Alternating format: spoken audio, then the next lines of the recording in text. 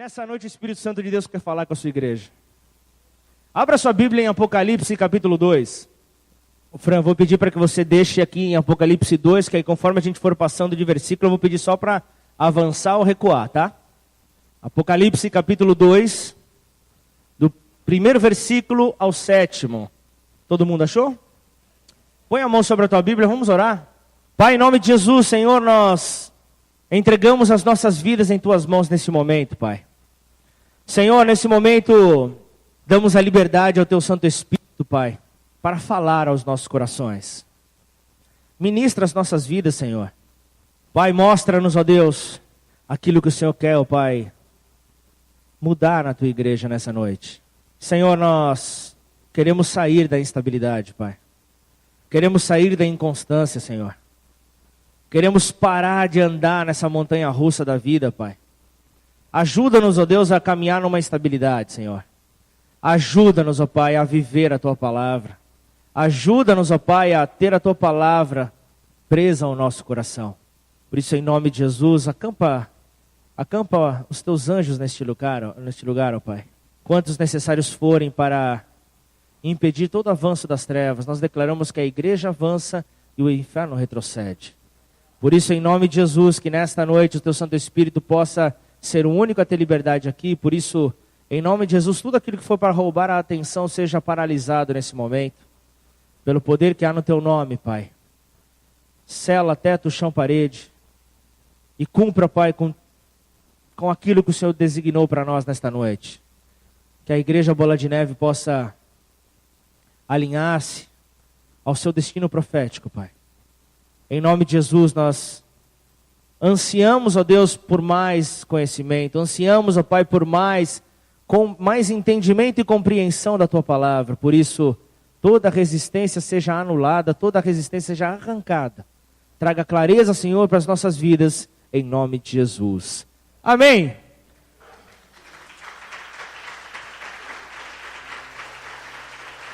Aleluia, aleluia, aleluia. Apocalipse 2, versículo 1 diz: escreve ao anjo da igreja de Éfeso, isto diz aquele que tem na sua destra as 7 estrelas, que anda no meio dos 7 candeeiros de ouro. Conheço as tuas obras e o teu trabalho, e a tua paciência ou perseverança, e que não podes sofrer os maus, e pusestes à prova os que dizem ser apóstolos e não são, e tu os achastes mentirosos. E sofrestes e tens paciência, e trabalhastes pelo meu nome, e não cansastes. Tenho, porém, contra ti, que deixastes o teu primeiro amor. Lembra-te, pois, de onde caíste, e arrependa-te e pratica as primeiras obras. Quando não, brevemente, a ti virei, e tirarei do seu lugar o seu candeeiro, o seu castiçal, se não te arrependeres. Tens, porém, isto, que odeias as obras dos nicolaítas, as quais eu também odeio. Quem tem ouvidos, ouça o que o Espírito diz às igrejas. Ao que vencer, dar-lhe-ei a comer da árvore da vida, que está no meio do paraíso de Deus. Amém? Quantos podem dizer amém? Aleluia!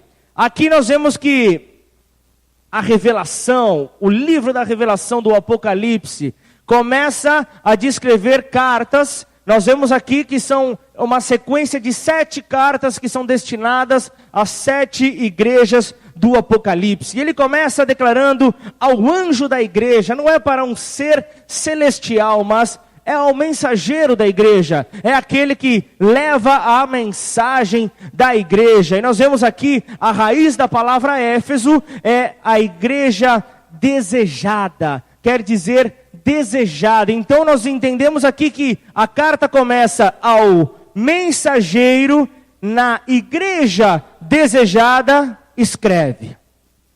Amém? Até aí estão comigo? Ao mensageiro. Então nós entramos aqui, as 7 cartas das igrejas, as 7 igrejas do Apocalipse. 7 cartas que nada mais, nada menos são do que o resumo da história da igreja. E se nós vemos que Éfeso é a primeira igreja a ser descrita, a igreja desejada, é porque é desta forma que Deus deseja que a sua igreja seja, deseja que a sua igreja se transforme, permaneça com essas atitudes que nós vamos ler aqui nesta noite. É como Deus queria que a sua igreja fosse estabelecida e permanecesse na terra. Então, ele vai aqui descrever uma mensagem poderosa, que nessa mensagem o Espírito quer falar com a igreja em Ribeirão Preto. O Espírito Santo de Deus deseja falar com a sua igreja para demonstrar a centralidade de Cristo sobre a igreja. Amém? Estas coisas diz aquele que conserva na mão direita, que conserva na sua destra, no versículo 1. Aquele que conserva na sua mão direita as 7 estrelas e que anda no meio dos 7 candeeiros de ouro. E ele continua ali, né? Conheço as tuas obras tão intimamente, tão profundamente, que eu sei qual é a sua intenção no teu coração. Eu sei qual é a sua intenção no seu coração quando você faz a obra, igreja desejada. Eu sei qual é tanto a sua obra quanto o seu trabalho, ou labor, em algumas versões está dizendo. E ele continua ali, desenvolvendo essa ideia, desenvolvendo esse recado à igreja de Éfeso, a igreja desejada, uma igreja conhecida por suas obras, uma igreja que tem um trabalho árduo, e diz também acerca de paciência, diz que é uma igreja que tem perseverança, é uma igreja que tem obras, que trabalha arduamente e que tem perseverança, ou seja, uma igreja que persevera, que não desiste, que continua sempre a ir ao encontro do seu Senhor. Amém? Igreja perseverante. O que eu preciso me perguntar nessa noite é: será que as minhas obras, elas são conhecidas por Deus? Será que as suas obras são conhecidas por Deus? Será que eu e você temos perseverado? Será que eu e você temos continuado mesmo diante das dificuldades? Porque iniciei essa mensagem falando acerca da inconstância. Porque nós estamos vivendo momentos onde, se os nossos pedidos não são realizados, se os nossos pedidos não são atendidos, nós paramos de perseverar. Nós desistimos, abandonamos o barco e pulamos fora. É mais fácil pular do barco do que enfrentar uma tempestade. É muito mais fácil. Porque se você pula do barco, você vai para onde a tempestade quer te levar. Mas permanecendo no barco, você precisa demonstrar conhecimento, precisa demonstrar confiança no capitão do barco. Posso ouvir um amém? Esta igreja desejada é uma igreja que persevera. E que não pode suportar homens maus. É isso que está escrito na Bíblia? Não pode suportar homens maus, a igreja desejada. E nós? Nós temos tolerado os homens maus? Ou será que nós repreendemos a cada um deles? Você tem tolerado a mentira? Você tem tolerado a fragilidade no caráter das pessoas? Você tem tolerado o somebody love, como eu falei aqui no começo? Você tem tolerado a enrolação na casa? Será que pela política da boa vizinhança? Será que pela vontade de não querer ser desagradável? De não querer se envolver, de não querer confrontar? Será que você não está tolerando o homem mau? Não desejando qualquer tipo de problema. Com isso o homem mau permanece entre nós. Ou será que a igreja tem resistido a esses homens maus? Será que a igreja tem agido com diferença? Tem sido posicionada na palavra do Senhor? Continuando, que puseste à prova os que a si mesmo se declaram apóstolos e não são. Igreja desejada, ela crê que o ministério é uma coisa séria. A igreja desejada, ela não age de qualquer maneira. Ela sabe que o ministério é algo sério. Não trata o ministério com irresponsabilidade. Nessa igreja desejada, não era tratado de qualquer forma. Quando havia o confronto, e olha que eu não estou falando apenas de diáconos, de líderes de célula, a Bíblia estava falando de apóstolos que declaravam que não eram. Quando havia mentira, eles iam ao encontro dos apóstolos e confrontavam aqueles que se encontravam nessa condição. Quando eles da igreja desejada, quando achavam entre eles mentirosos, havia um confronto. Não havia tolerância. E aqui o texto continua declarando que mesmo depois de provar o mal, mesmo depois de provar os ministérios, essa igreja ainda tem perseverança. Ainda persevera? Que coisa fantástica. Depois das dificuldades do seu interior, ela ainda continuava marchando, continuava fazendo a obra. E aqui a Bíblia diz, suportando provas por causa do meu nome. Suportando provas por causa do meu nome, do nome do Senhor. Será que nós temos suportado provas por amor de Cristo? Ou a primeira prova que aparece, a irmã já desce do salto e o irmão desce da cruz? Será que quando vem a perseguição, a calúnia, quando falam mal da gente, esmorecemos, deixamos de avançar e ainda colocamos limites para não ir adiante? Responda no teu coração, você tem suportado provas por amor a Cristo? Apocalipse 2 diz que esta igreja tinha obras. O seu trabalho era conhecido. Ela perseverava. Ela não suportava o homem mau, ela continuava em perseverança, suportando as provas em amor ao nome do Senhor, e não se deixava esmorecer. É isso que a Bíblia fala? É isso ou não? Quem está comigo?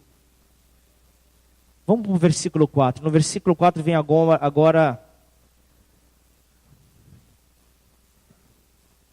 agora o momento X, o momento esperado. Versículo 4 diz, tenho, porém, contra ti, que abandonastes o teu primeiro amor. Tenho, porém, contra ti, que abandonastes o teu primeiro amor. Primeiro amor. Essa palavra primeiro, na raiz do grego, fala protos, que quer dizer melhor. Então logo eu já entendo aqui que está dito, tenho, porém, contra ti que abandonastes o teu melhor amor. Olha que fantástico isso. A igreja dos sonhos era uma igreja caída. A igreja desejada era uma igreja caída. Se a igreja de Éfeso, se essa igreja desejada era uma igreja caída, o que é que resta para mim? O que é que resta para você? O que é que nós podemos fazer? Olha só o versículo 5, o que ele fala. Lembra-te, pois, de onde caíste, e arrepende-te, e volta à prática das melhores obras. E se não, venho a ti e moverei do seu lugar o teu candeeiro, caso não te arrependas. Ele começa então dizendo, lembra-te, pois, de onde caístes. E a direção é, arrepende-te. Ele está querendo dizer, dá meia volta. Retorna, faz o retorno, volta. A igreja desejada, que Jesus chama aqui de caída por ter abandonado o melhor amor, por ter abandonado as melhores obras, ela é direcionada a retornar a essas melhores obras, para provar então desse melhor amor que está à nossa disposição. um melhor amor que vem para nos transformar. Só que no versículo 5 tem a condição. Se você não se arrepender, igreja desejada, eu virei até você, ou venho a ti, virei até você e tirarei o seu candelabro do seu lugar. Ou seja, se não houver arrependimento, eu vou remover a luz de você, igreja. E o que vai sobrar? Se a luz é removida, sobra o quê? Trevas. A luz é removida, só que perceba o que está sendo declarado aqui. Volta para o versículo 1 de Apocalipse 2. Volta para o primeiro versículo, para você entender melhor. Escreve ao mensageiro da igreja desejada, isto diz aquele que tem na sua destra as 7 estrelas, ou na sua mão direita as 7 estrelas, e que anda aonde? Gente, vocês estão comigo ou não? Vocês querem que eu pare? Então vamos comigo. Que conserva na mão direita as 7 estrelas e que anda aonde? No meio dos 7 candeeiros de ouro. Agora para você entender melhor, volta um capítulo, Apocalipse 1, versículo 12. Apocalipse 1, versículo 12 diz: E virei-me para ver quem falava comigo, e virando-me vi 7 candeeiros de ouro, e no meio dos 7 candeeiros um semelhante ao Filho do Homem, vestido até os pés de uma roupa comprida, e cingido pelos peitos com um cinto de ouro, e a sua cabeça e cabelos eram brancos como lã branca, como a neve, e os seus olhos como chama de fogo. Olha só de quem que ele está falando aqui. Este é o Filho do Homem. Este é Jesus que está no centro dos candeeiros. Quem está comigo, dá um glória a Deus, pelo amor de Deus. Aquele que... Aleluia!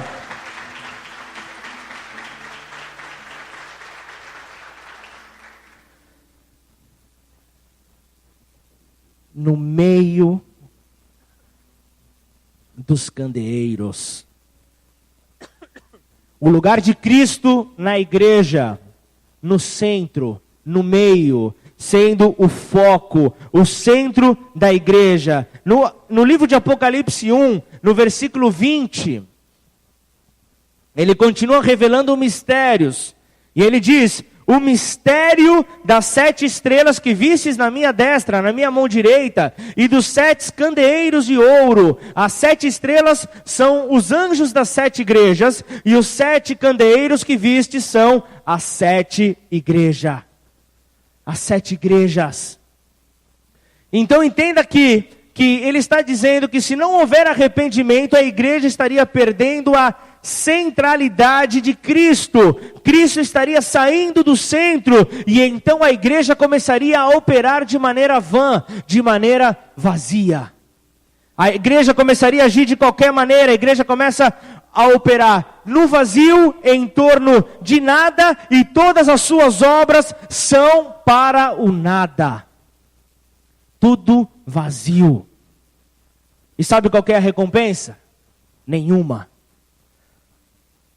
Entenda você que o candeeiro, ele já foi removido da igreja quando Cristo, ele não passa mais a ser o centro do nosso motivo de ir à igreja. Quando temos um motivo secundário, quando temos um terceiro motivo, quarto, Cristo deixa de ser o principal. Nessa hora o candeeiro já foi removido. A luz já saiu e deixa de iluminar o caminho da igreja.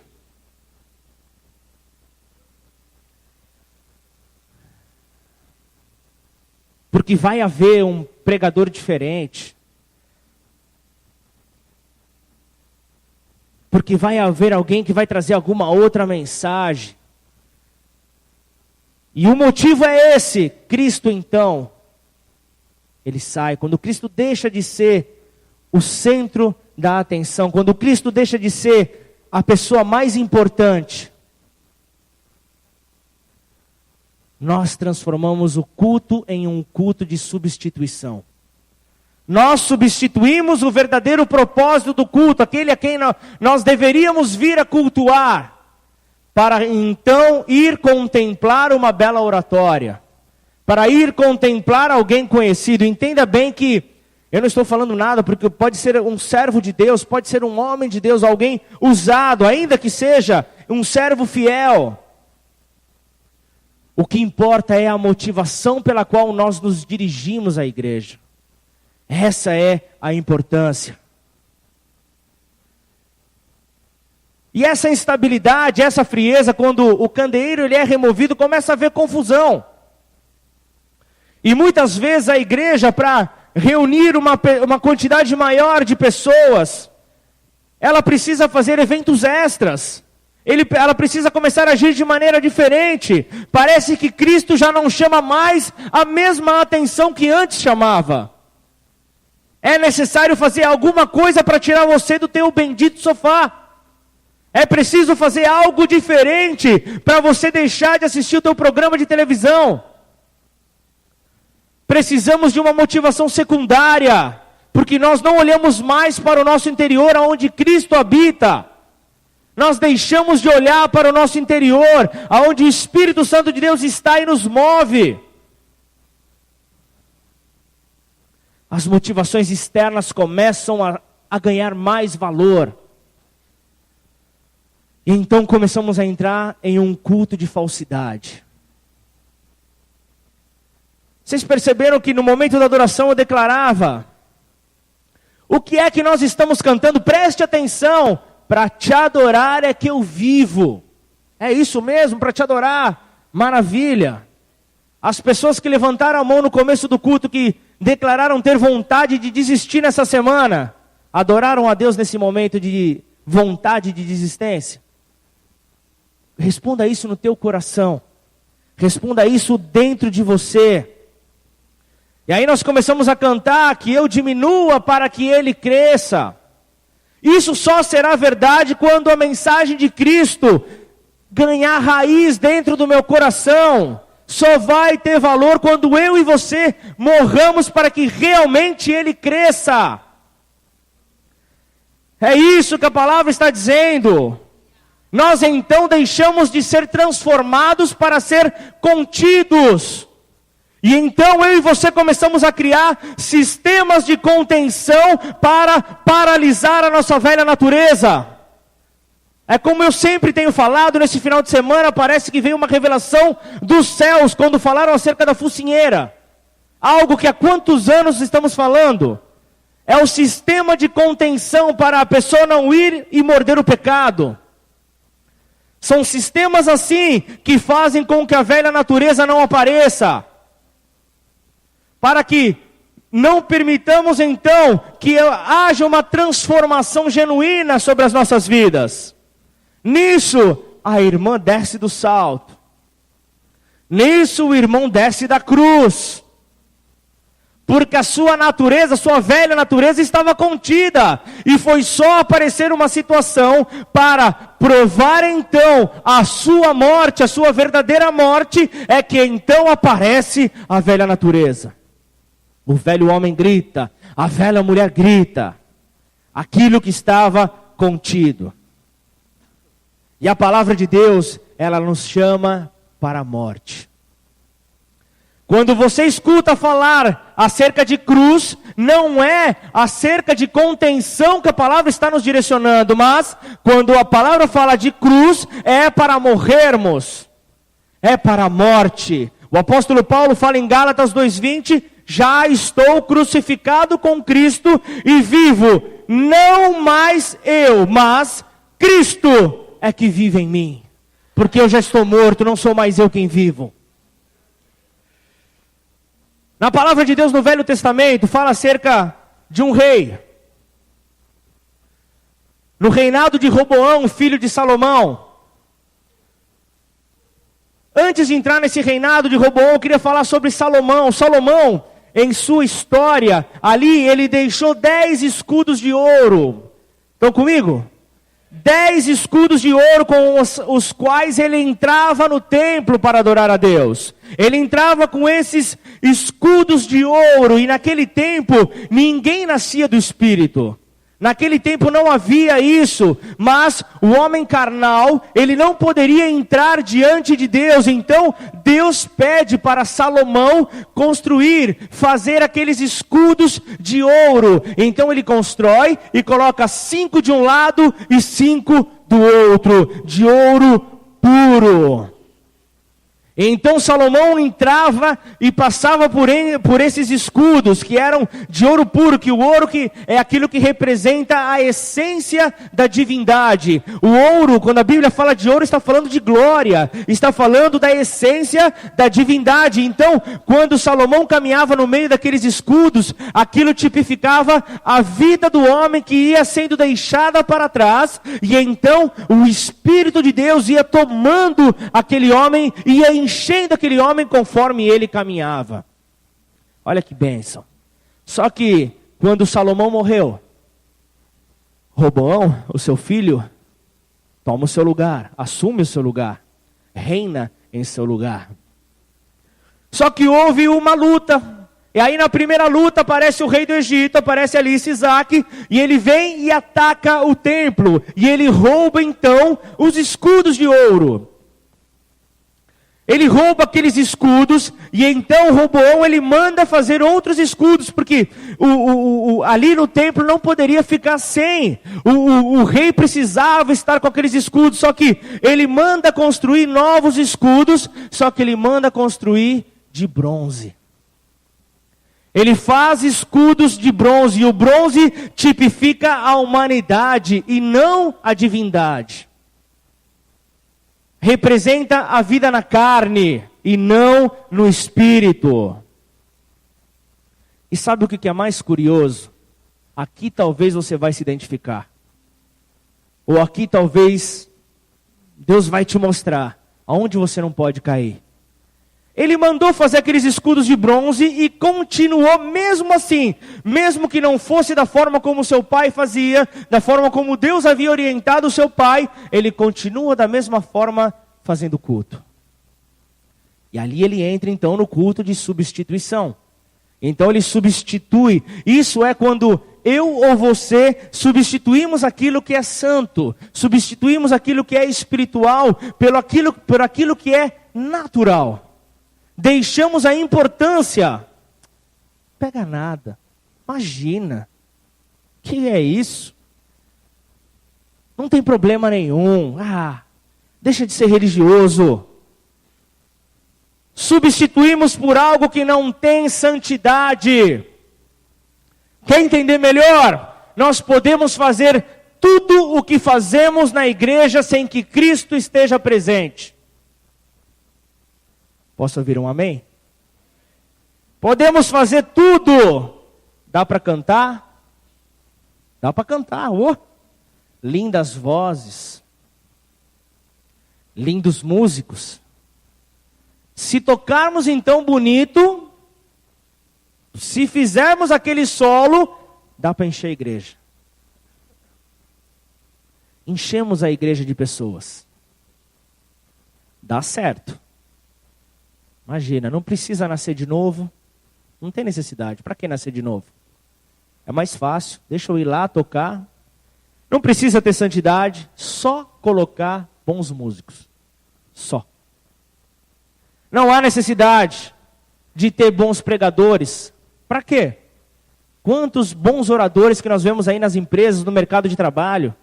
É só contratar aqueles motivadores de empresa, aqueles motivacionais, corporativos, vai encher a igreja ainda mais. Pessoas que são preparadas para motivar. Imagina, dá para fazer isso, só não dá para chamar de igreja. Dá para fazer, só não dá para chamar. Porque Cristo é aquele que move. Cristo é aquele que motiva. Agora, você quer saber quando essa igreja desejada caiu? Responde aí, você quer saber? Ninguém quer saber? Então fala, eu quero saber. Pergunta para a pessoa que está do teu lado, onde a igreja caiu? A igreja desejada. Vai para o versículo 2 de Apocalipse 2. Interpretação de textos. Professoras de português vão me agradecer. Versículo 2 diz: conheço, Apocalipse 2, versículo 2. Conheço as tuas obras, tanto o teu labor como a tua perseverança. E daí vocês já leram aí que não pode suportar homens maus. Maravilha. Conheço as tuas obras. Começa o versículo. Até aqui a igreja desejada estava de pé. Conheço as tuas obras. E como é que continua? Tanto o teu labor, tanto o teu trabalho, e o teu trabalho em algumas outras versões. Aqui a igreja caiu. Conheço as tuas obras, maravilha, sem problema algum, e o teu trabalho. Sabe por quê? A igreja cai. Nós caímos quando passamos da obra para o trabalho. Caímos quando nós deixamos então a obra de lado e começamos a trabalhar para Cristo. Caímos quando deixamos de fazer a obra e trabalhamos. Sabe qual que é a diferença? Para que você entenda melhor, sabe qual que é a diferença? Quando nós fazemos a obra de Cristo, Ele trabalha por nós. Agora, quando trabalhamos, somos nós que trabalhamos para Cristo. Nós que fazemos para Cristo. E qual é o problema? Qual é o problema? Qual é o problema de trabalharmos para Cristo, de fazermos para Cristo o trabalho? Se você conhece um pouco da palavra de Deus, você vai entender que o problema ele é doutrinário. Enquanto eu e você trabalhamos, enquanto a igreja trabalha, nós estamos declarando que nós edificaremos a igreja de Cristo. Só que na palavra de Deus, ele é bem claro ao dizer: eu edificarei a minha igreja. Sou eu, o Senhor diz, sou eu que edificarei a minha igreja. Ou seja, não somos nós, mas é Cristo através de nós. É Cristo através de mim e de você. É Cristo através de nós, é que a igreja então é edificada. Por isso nós temos que amar mais a Cristo da obra do que a obra de Cristo. Aleluia!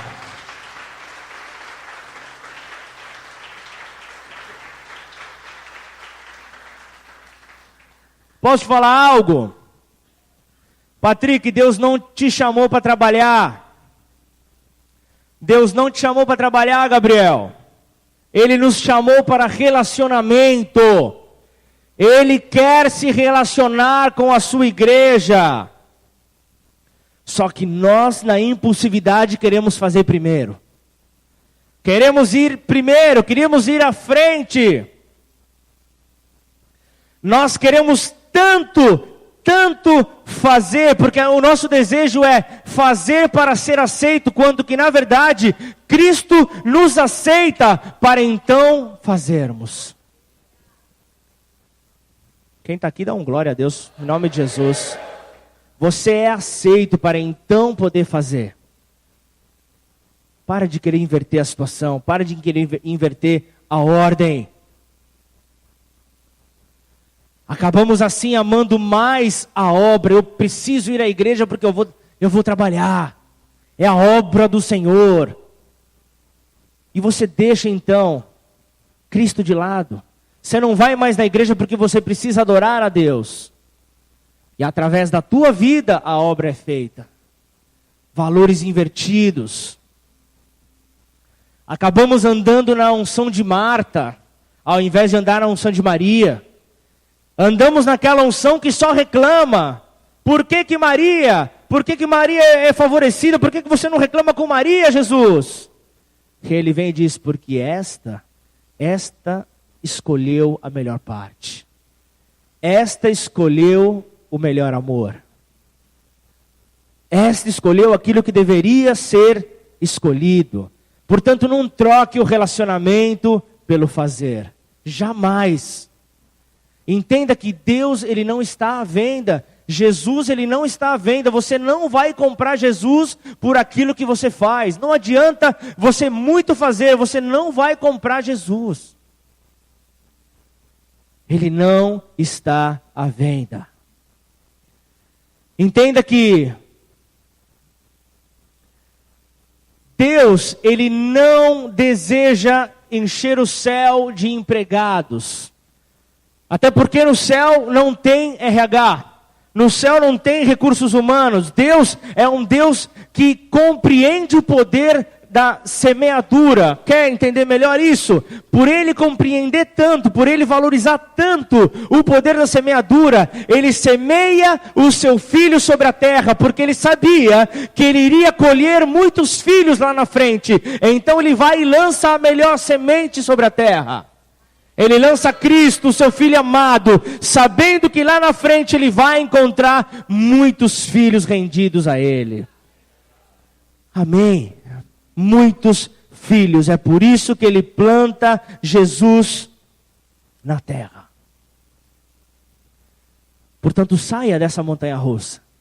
Saia dessa inconstância. Uma hora lá em cima, outra hora lá embaixo. Se você... Deixa eu te dar uma notícia que talvez não anime muito você. Se você está cansado, a culpa é tua. Se você está cansado, entenda que é você que está fazendo a obra do Senhor. Não é Ele que está fazendo por você. Não é Ele que está te capacitando. É você. É a tua mão. É a vontade de conseguir os frutos para a tua glória. Imagina, mas Deus é o meu Senhor, é meu Salvador. Mas sempre, ao terminar, esses que se encontram cansados, sempre estão à espera do tapinha nas costas. E posso te falar algo, você que é um pouquinho mais próximo de mim, eu não sou um pastor que dá tapinha nas costas. Eu sou um pastor que incentiva os seus liderados a avançarem. Mas não através de tapinhas nas costas. O tapinha nas costas, ele vem roubar a realidade. O tapinha nas costas tira o propósito. O tapinha nas costas tira o verdadeiro sentido das pessoas. O verdadeiro sentido de se entregar a Deus. O tapinha nas costas. Mas quando você compreende o poder que é amar ao Cristo da obra, quando você compreende o poder que é amar aquele que nos impulsiona a seguir,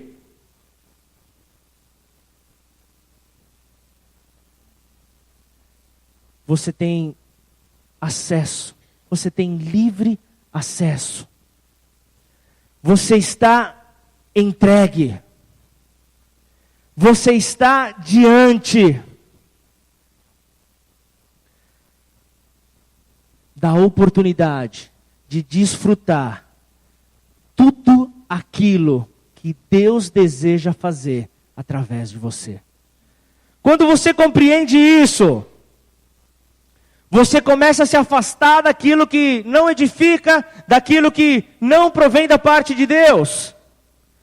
Se você se lembra aqui, ele diz no versículo 6, contudo, a teu favor, tens contudo a teu favor que odeias as obras dos nicolaítas. Odeias as obras dos nicolaítas. Naquele tempo, diziam acerca dessa seita dos nicolaítas, que era um povo que dominava ali a igreja naquele tempo. E o nome nicolaíta significa conquistar o povo. Então essa seita nada mais era do que uma seita que desejava conquistar o povo para bloquear a sua liberdade em Cristo. Levando então esse povo a ser cativo, a amar mais a obra do que a Cristo. Quem tem ouvidos, ouça o que o Espírito diz às igrejas. Ao que vencer, dar-lhe-ei a comer da árvore da vida que está no meio do paraíso de Deus. Se você reparar, nas 7 mensagens, sempre termina falando acerca de vencedores. Só que não está falando de uma tropa de elite cristã, mas está falando de verdadeiros cristãos que através da sua fé, Deus lhe deu a vitória. E sabe de uma coisa? O homem, este foi banido para longe da árvore da vida. Por causa do pecado, Gênesis 3, 22. Mas o melhor de tudo é que em Cristo, nós temos liberdade. Em Cristo nós temos vida eterna, nós temos vida em abundância. E ele diz aqui então, quem tem ouvidos ouça o que o Espírito diz às igrejas. Aquele que vencer, aquele que permanecer em fé, aquele que permanecer sendo alguém perseverante, aquele que não se abater com as circunstâncias ao seu redor, aquele que não for levado por falsas doutrinas, aquele que não for levado por falsos ensinamentos, aquele que não for levado por falsas motivações, terá o direito de comer da árvore da vida que está no meio do paraíso de Deus, e entrará então no ciclo de Deus. Deus constitui o homem, Deus cria o homem ali no Éden, no paraíso, insere ali no Éden um jardim para que o homem tivesse uma função, e dentro desse jardim o homem então seria um ser eterno, mas através do seu pecado ele é lançado para fora. Mas aquele que persevera, aquele que dá ouvidos ao que o Espírito diz às igrejas, é aquele que terá direito a voltar ao Éden, aquele que terá direito a voltar ao paraíso, aquele que terá direito a viver uma vida eterna e abundante em nome de Jesus. Amém? Fica de pé no seu lugar.